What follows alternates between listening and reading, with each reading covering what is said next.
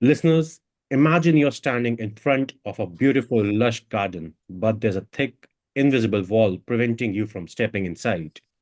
Every time you reach out, the wall pushes back. This invisible wall is a negative future, the fears and doubts we manifest in our minds, the unending thoughts we have of what ifs. And today, we will uncover how these internal battles within our consciousness, imagination, emotions, physiology, and spirit from this negative future. And more importantly, how we can break through to create the future we truly desire. Welcome to We Are Listening. I'm your host, Pulkit Garg, founder of Aanya Wellness. Our podcast is here to bridge the gap between wellness seekers and wellness providers. In this episode, we delve into the intriguing concept of demanifestation and explore how our negative future stands in the way of future we aim to create. I'm thrilled to introduce our guest today, Lee. Lee is the founder of Transform Coaching and Consulting Services, a lifelong student of the mind and human behavior. A dedicated coach who helps individuals achieve significant results in less time. With a passion for enriching lives and a personal journey of continuous learning and upskilling, Lee is here to guide us through the power of demanifestation. Welcome, Lee, to the show. Thank you, Pulkit. How are you? I'm doing great. I'm doing great. What about you? All good, my friend. All good. I'm looking forward to this. I've been looking forward to this for a couple of weeks. Same here, Lee.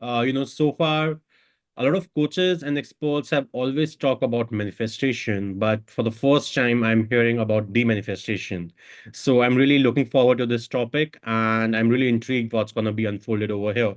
But yeah, before that, I just shared a scripted introduction of yours, but why don't you share who is Lee, what has been the life for him, and how he became a coach? Very good. Well, I've been a coach, a consultant, and a mentor for I think I'm on my 33rd year now. So I've been out there a long time. How I became a coach or a consultant is I'm a serial entrepreneur. So I would have known and still know a lot of people either that want to sort of start a business or take their business to the next level. But most of my struggles on their journey. In the early, I've never had a job, so all I've ever known is, I suppose, the entrepreneurial journey.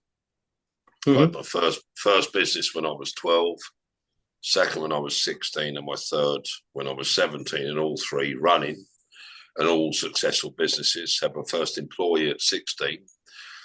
So I've known nothing different. And because I suppose I was very good at what I did, in many ways, people used to come up in the early days and rub me, like want to touch me for luck, because they couldn't work out how I could sort of, I suppose, make it look so easy, some would say, or some would think I was lucky.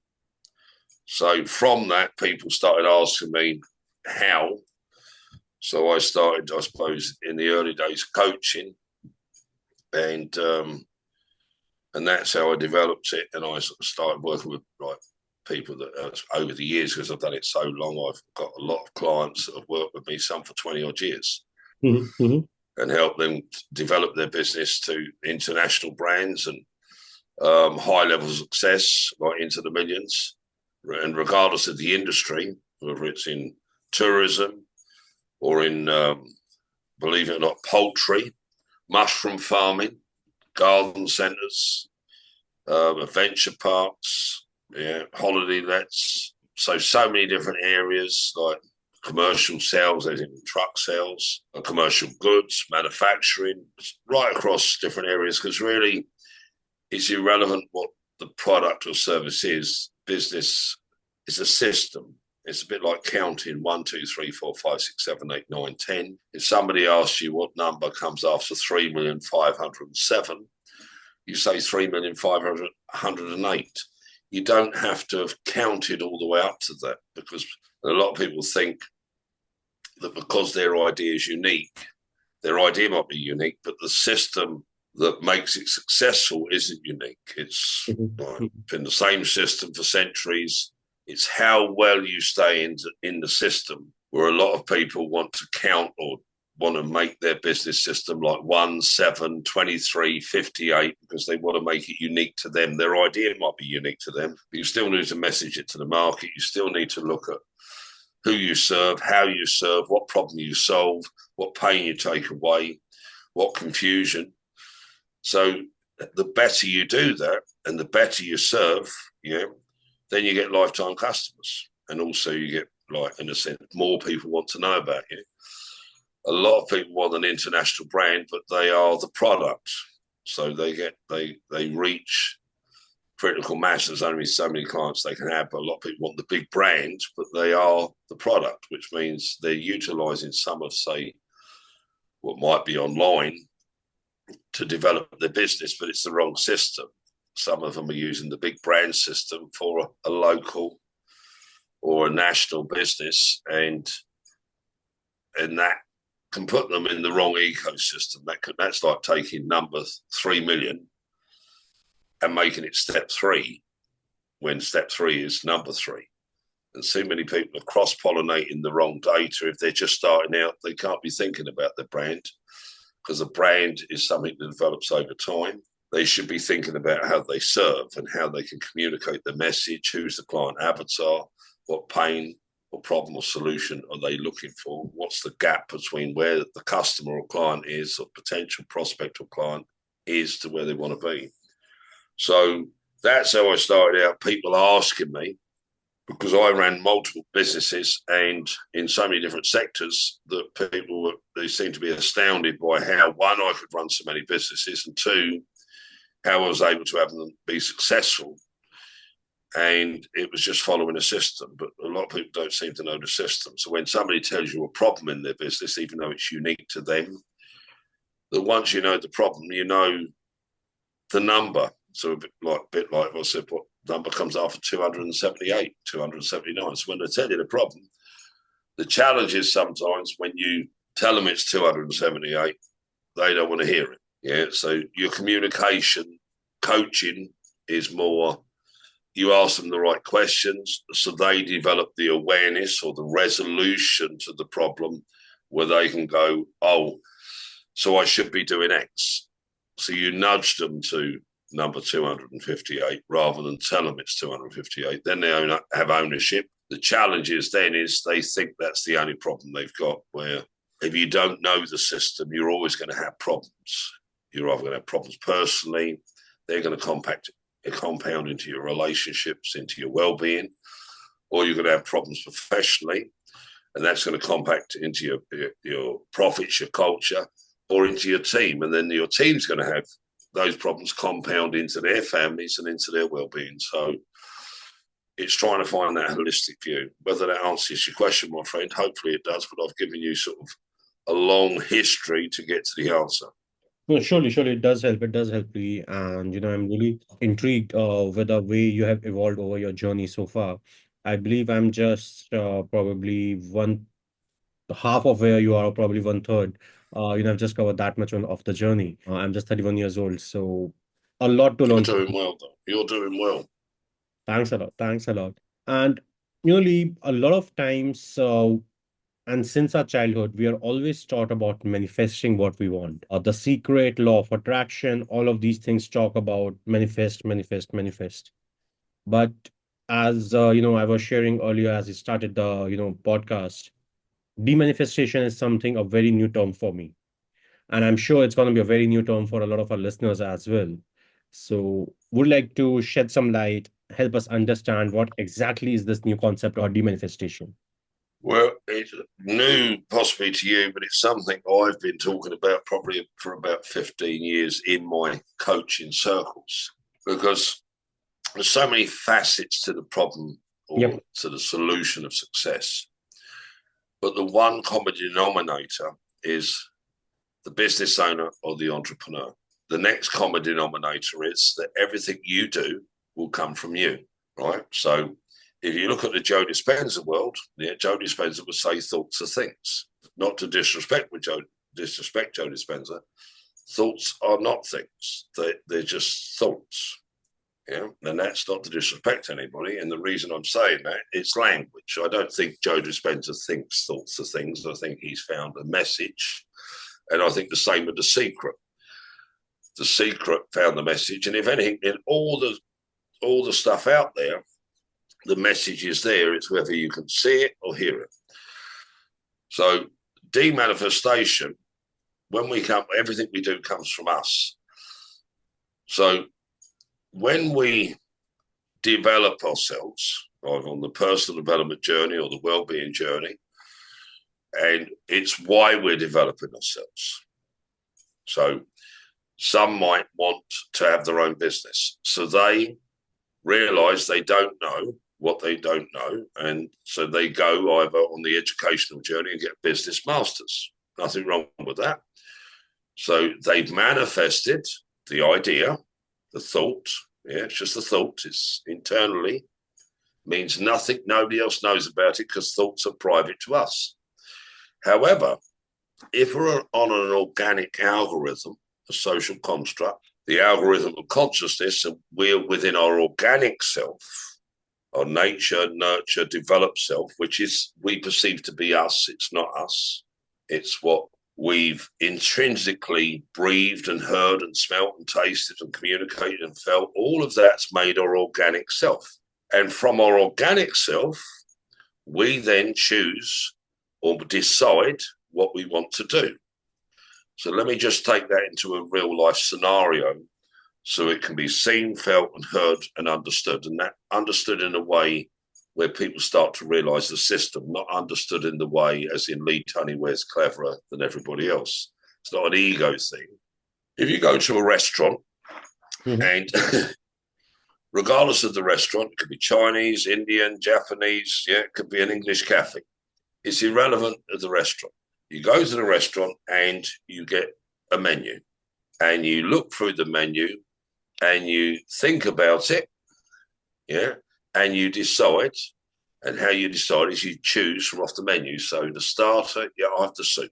The mains, yeah, I have fish and chips. And dessert, I have apple pie and ice cream. Now, as long as those choices and decisions I've made are all my favourite things. However, if I'm sitting in the restaurant and I want steak and chips, and I look on the menu and steak and chips isn't on the menu, then I have to make a choice that isn't in line with what I want personally. And the reason I have to make the choice is because the menu doesn't have steak and chips on it. I may not want soup. I may like soup, but I may want a goat's cheese salad. But goat's cheese salad isn't on the menu. So I look and I see goat's cheese salad isn't there, and I wish they had goat's cheese salad, but the soup looks nice, so I have the soup. So when I make the choice, I'm making a choice and deciding from what's on the menu. That's how our organic self works. Our organic self has all these ideas and feelings and thoughts and imagination and interactions and communications for years. And it develops a menu within us that we perceive that this is what I can have and this is what I can't have. This is what I know and this is what I don't know. And because I don't know it, I can't do this. Because I don't know it, I can't have this. So we make choices then, and we start to design our future by going, for example, I need a business master's. Yeah, nothing wrong with that. But is the business masters going to give us the success we want, or is it just going to give us intellectual data? And the reason we've chosen that is because we perceive once we have that data, 3 or 4 years from now, we will be able to do X or Y. But when we get 3 or 4 years on, the world's moved, our idea is still a secret, and we realize that the business masters hasn't taught us how to bring our idea to the market. It's just taught us some of the system of business. Hasn't taught us how to be more confident, hasn't taught us how to dissect a target market, how to communicate to that, how to market by postcode or zip code or air code, how to market to a specific industry in that zip code or postcode or zip code, how to do our brand colors in relation to that, the psychographics of the client, what language and sentence structure to use, what words go cohesively together to create the right sentence to when we speak or when it's written or when they read, it manifests into the other human's mind, not through influence or manipulation or persuasion, which is how most will teach you, through true, wholesome communication, through true service, not sales. So when we come back to demanifestation, we have to realize that our organic self, any goals we set, in many ways is from a place of lack. We choose a goal to have a different thing or feeling or outcome in the future. And now the goal becomes our focus. And everything we do will come from us in line with that focus. We've chosen of our organic menu to create X, and we think, imagine, feel that X will give us the life we want. But we didn't know what we didn't know. Mm-hmm. And by choosing that goal in the first place, in many ways, because we're not autonomous before we choose the goal, we may have chose the goal to medicate ourselves. We may have chose the goal to make ourselves feel cleverer. We may have chose the goal because I want my father or my mother to love me or to feel proud of me. I may have chosen the goal because I want to prove something to my family, or I may have chosen the goal because I was bullied at school and I want to prove I'm worthy. And if I'm choosing the goal from trauma, drama, or karma of life, then I'm choosing the goal within my armor, which means I'm choosing from a place of lack. And nothing good will ever come from anything bad. If I'm choosing from a corrupted, insecure, inferior place within me, and then the focus goes, well, I have to, Lee, because I don't want much of the same in my future. But people talk about the future and the journey, but the future doesn't really exist. What exists is the concept that we will have a present moment somewhere in time ahead of us. Trauma and armor and drama and karma of life comes from a present moment in the past of us. But past does not exist. Future does not exist. All that exists is us in the moment and our memories and our emotional echoes of our past and our concepts of what we imagine, believe, and feel will happen in the future. And that's still, we're on our organic self. We're still on the menu of life, where when we are ourselves and we realize, well, my heartbeat, my breath is my present. And in that present, that's where my energy is focused. If I'm not in the heartbeat and breath that I'm in this moment, then I'm in a past heartbeat and breath, which means I've moved my present into my past, into my trauma, drama, karma, or armor of life. Which means even though I'm in the present moment, I'm here, my energy isn't. My energy is in the past. So if I choose my goals from the energy of the past to create the future I want to manifest, then I'm actually choosing from inferior, corrupt data that isn't wholesome. So now I'm not choosing. I'm not choosing because my past memories and feelings and data of life is choosing, which means I'm not even choosing my goals because I'm not present. My past is choosing my goals. Now, if I've got wholesome, happy, wondrous past, then I'm not in any trauma or drama, and I have an idea, and I'm drawing from information, not from my past, from my present, from myself, then I'm in a different place. The other side of it is what happens when people are fighting with themselves in their head or in their emotions, they lack motivation or they lack passion or purpose or they lack pride. They may have had it all when they had the excitement of their idea and they come up with the concept. And then they superimpose those feelings from the moment because they're caught in the idea that they've created.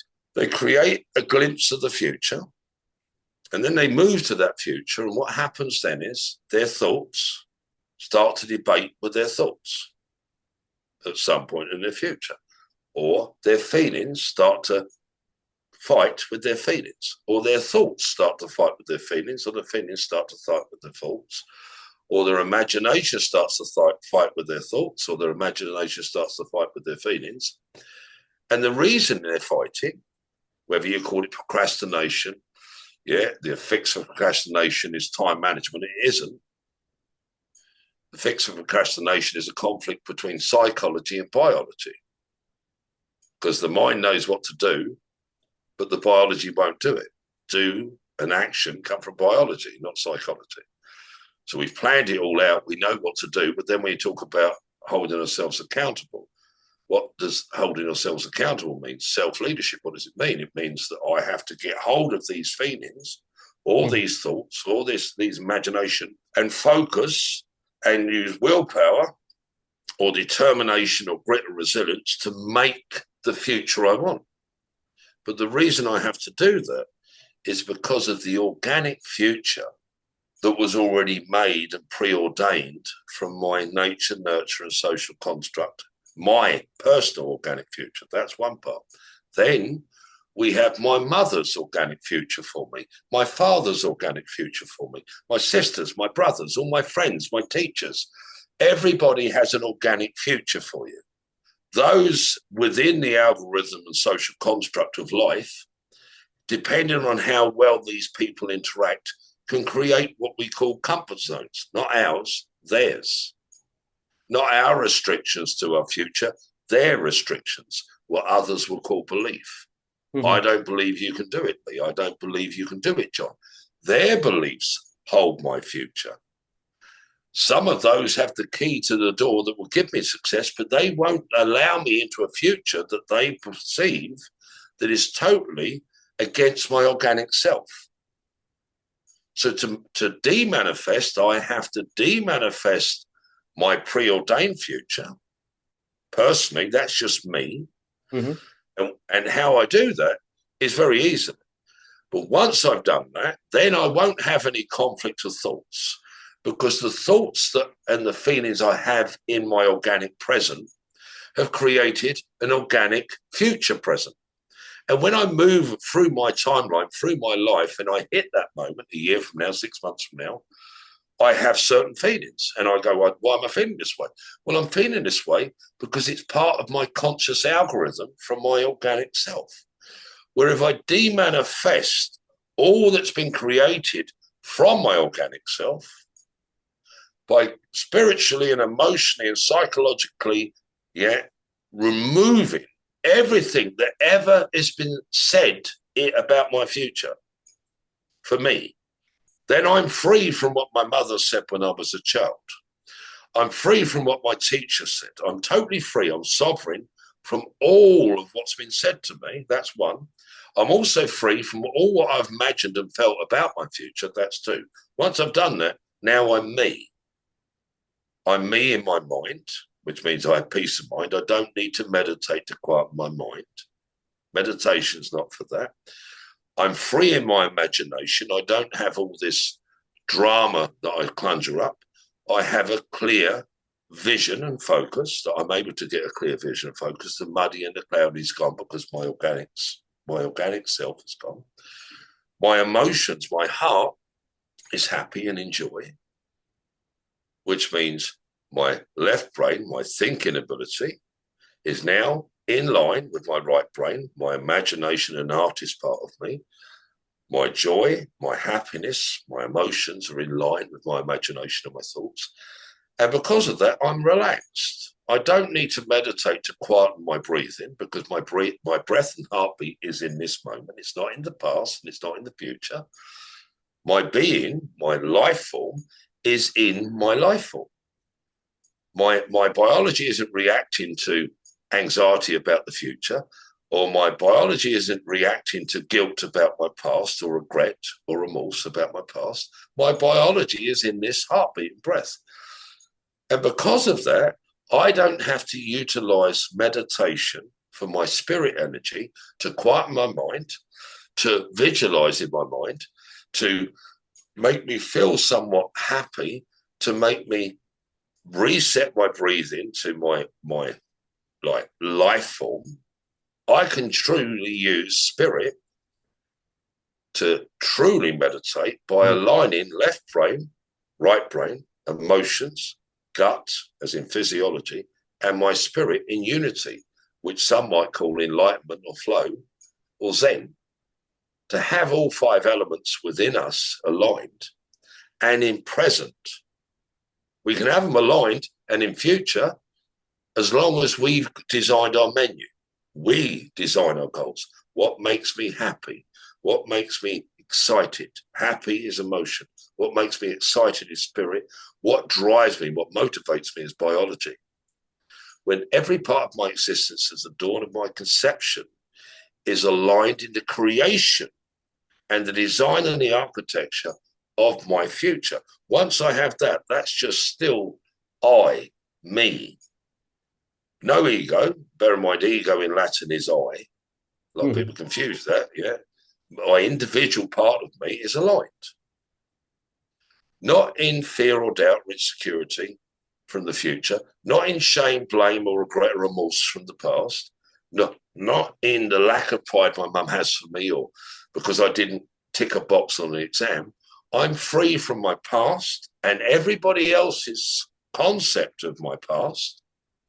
I'm free from everybody else's concept of my future, but that's just me. I've got no comfort zones now, no trauma to work through, nothing. I'm just in my breath and heartbeat, and I've aligned all 5 modalities. Then I have to have a wholesome message, not a message where I'm trying to prove myself to my mum, my dad, my teachers, my peers. I need to be in harmony and synergy and speak to the part of the human that is blocking my future. So if my mum isn't proud of me, then it's her spirit that distrusts my future. Her spirit energy will not manifest on my behalf. So I need to be able to communicate to my mum. And maybe I feel and know that I don't need forgiveness from my mum. I don't need to forgive my mum because it's where my mum is. It's my mum's trauma, drama, armor, and karma of life that's making her see the world and see her creation where she lacks pride in me. So if I can communicate honorably, integrally, as in I'm integral, integrity of self means left brain, right brain, emotion, biology, and spirit is truly aligned in the heartbeat and breath. That's integrity. And then I'm in intention. Intention, I'm inside my skin in intention. Intention is inside me. I'm in inspiration, which is inside me. Yep. I'm in intuition, which is inside me. If I'm in alignment and I'm in all my intuition and inspiration and intention, and I communicate wholesomely to my mother's spirit, then my mother's spirit will align with my energy and know that my new destiny, my destiny that I've decided, I am now telling her through my integral being to her spirit, not to her mind, not to her imagination, not to her emotions, not to her physiology, to her spirit. Her spirit may shift and then she may ask a question, which means her left brain's engaged. And she'll go, that makes me feel very, very excitedly. Spirit, it's excited. I don't understand how you're going to do it. So now her left brain's clicked in and she's asking questions. So another part of her is asking, because I need to align her 5 modalities to know my future, to know my future is safe, which means she wants her biology. Yeah, that's where safety comes from, biology. She wants her biology to know that my future's safe. And if she feels in her biological energy my future's safe, she won't worry in her left brain. If she feels in her biology that my future's safe, she won't imagine negatives in her imagination. If she knows my future's safe, then she won't be unhappy, she'll be enjoying. And then she will align. And then everyone she communicates to about me, she manifests on my behalf because her energy is quantum manifesting for me. My father, my friends, yet some will deny me that privilege to manifest my future in their domain, as in their imagination. Mm-hmm. Too many people will tell you when you decide on your goals, to delete toxic people out of their life. No, they're not toxic people. They've just got a preordained future for you in line with your organic self. They're talking to your organic self and they don't realize you're in your developed self. So to de-manifest, it's not just within you, because you are not controlled by the future. That's just your decision ability and your goals and motivation. you are also controlled by the fabric of everybody else's beliefs and everybody's manifestation of your future. That's why parents send their children to college or school, because they want it for their future. That's why people get a pension for their future. That's why people get the education for the job they want, the career they want, to get the house they want. It's all for their future. But every time they choose, they create a paradigm that creates a reality, because people are not making choices or decisions. What they're actually doing with every choice and decision is making a new reality. And that's everything in and around. There's so many levels to it, but I've tried to wholesomely put it together. When we make a choice or a decision, we're either choosing from somebody else's menu, and if we're in a JOB in a company, that's what we've signed up for. The company tell us their vision, their mission. They tell us the task, which is the individual incremental parts that make up that vision over a timeline. They tell us how each person has a role, and all those roles cohesively go together. Anyone that won't follow that system or integrate to make that vision or that mission come apparent, they eject. They have to, because they've got somebody on the team manifesting something they don't want. So there's so many different parts. Whether that, now there's a long-winded bit there, but it took me years to work it all out, even to put it into language. But any questions I'm open to? What are your thoughts on it?